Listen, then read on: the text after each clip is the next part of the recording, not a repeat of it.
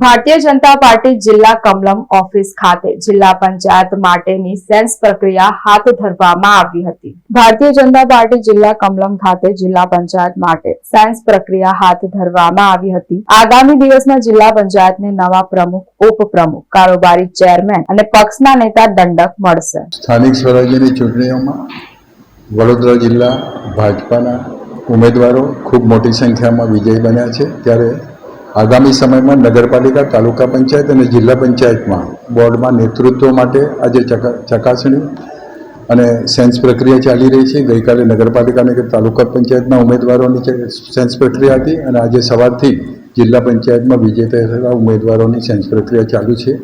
આજે જે કંઈ પેનલો તૈયાર થશે એ પાર્લામેન્ટરી બોર્ડમાં રજૂ કરવામાં આવશે અને પાર્લામેન્ટરી બોર્ડમાં મંજૂરીની મહોર લાગ્યા પછી આગામી સમયમાં જ્યારે પ્રથમ મિટિંગ મળશે ત્યારે આ સર્વે ઉમેદવારી નોંધાવશે અને આગામી સમયમાં ભારતીય જનતા પાર્ટીના બોર્ડમાં નેતૃત્વ કરશે।